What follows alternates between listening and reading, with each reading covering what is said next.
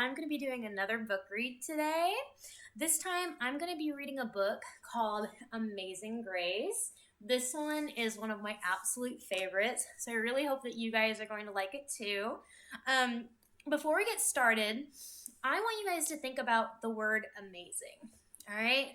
This is the word amazing. Amazing. All right? So, amazing can mean different things to different people. All right? I want you to think about, what does amazing mean to you? All right? What is something amazing? All right? To me, someone who is amazing is someone who goes out of their way to help out and do things even when they don't have to. Like, for example, the people who are going out right now, who are still working, even though it's really, really scary, when we're staying inside and being safe, I think that those people are really amazing and really brave, because being amazing and being brave can go hand in hand. So think about that. And then after I read this book, see if your definition of amazing has changed, and use that to do the task that I'm going to ask you to do at the end of the book. Okay? All right. I'm going to scoot back so hopefully you can see the pictures while I'm reading this time. All right. Amazing Grace, written by Mary Hoffman and Caroline Finch.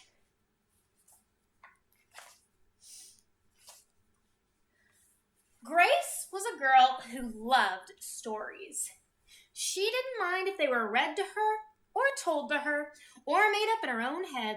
She didn't care if they were from books or on TV or in films or on the video or out of Nana's long memory. Grace just loved stories. And after she had heard them, or sometimes while they were still going on, Grace would act them out. And she always gave herself the most exciting part. Grace went into battle as Joan of Arc, and wove a wicked web as Anansi the Spider-Man. She hid inside the wooden horse at the gates of Troy. She crossed the Alps with Hannibal and 100 elephants. She sailed the 7 seas with a peg leg and a parrot. She was Hiawatha, sitting by the shining big sea water, and Mowgli in the back garden jungle. But most of all, Grace loved to act pantomimes. She liked to be Dick Whittington turning to hear the bells of London town, or Aladdin rubbing the magic lamp. The best characters in pantomimes were boys, but Grace played them anyways.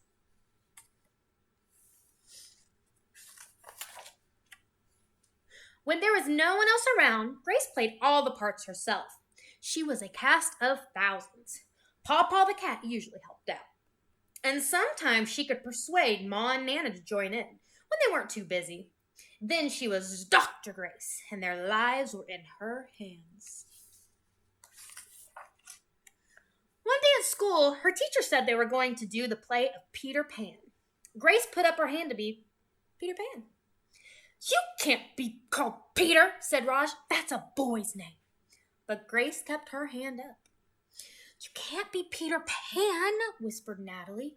"He wasn't black." But Grace kept her hand up.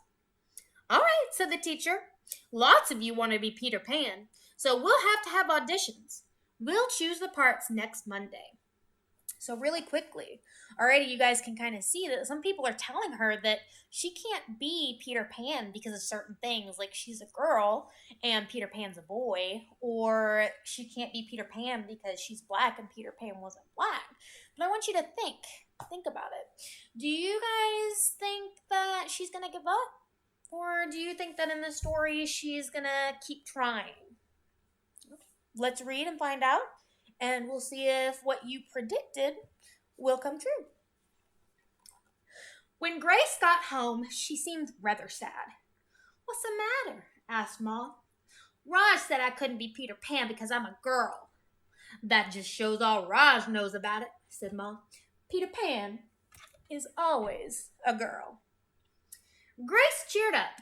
Then later she remembered something else. Natalie says I can't be Peter Pan because I'm black, she said. Ma started to get angry, but Nana stopped her. It seems that Natalie is another one who don't know nothing, she said. You can be anything you want, Grace, if you put your mind to it.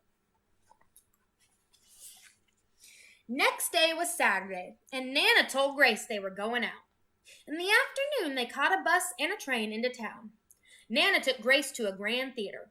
Outside it said, Rosalie Wilkins and Romeo and Juliet in beautiful sparkling lights. Are we going to the ballet, Nana? Asked Grace. We are, honey, but I want you to look at these pictures first.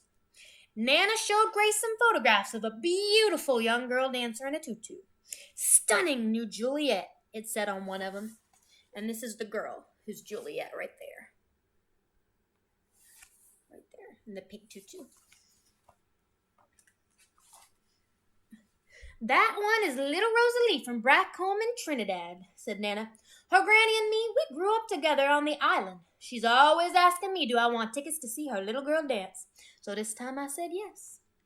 After the ballet, Grace played the part of Juliet, dancing around her room in her imaginary tutu. I could be anything I want, she thought. I could even be Peter Pan. On Monday, they had the auditions. The teacher let the class vote on the parts. Raj was chosen to play Captain Hook. Natalie was going to be Wendy. Then they had to choose Peter Pan. Grace knew exactly what to do, and all the words to say. It was a part she had often played at home. All the children voted for her. The play was a great success, and Grace was an amazing Peter Pan. After it was all over, she said, I feel as if I could fly all the way home. You probably could, said Ma. Yes, said Nana. If Grace put her mind to it, she could do anything she wants. All right. So, if you thought that she was going to keep going and not give up, you were right. She definitely did not give up. Even though people were telling her that she couldn't do it for all these different reasons, she decided that they were wrong. And in the end, she actually got the part of Peter Pan. So Grace was amazing because she persevered or she didn't give up. All right. So what I want you to do is I want you to think of someone who is amazing in your life. It can be maybe a teacher you had, could be your mom, your dad, your grandma, maybe somebody who works at a store that you go to a lot. Doesn't matter who it is, but somebody you think is amazing. I want you to write them a letter telling them why you think they're amazing and thanking them for being amazing. And after you finish writing your letter, if you can, give them the letter. All right? If you can't, just hold on to it, and then when I see you again, I want you to tell me about the person that you wrote about. And if you have the letter, then show it to me so I can see it. All right? Okay, so that's my task for this book. Keep an eye out on my YouTube channel because I'm going to still be uploading. Hopefully soon my Google Classroom will be up, and I am going to be mailing out your letters soon. So keep an eye out for those. I'm really excited for you to get them, okay? All right, everybody. I miss you. I love you all. Stay safe, and I will see you soon. Bye.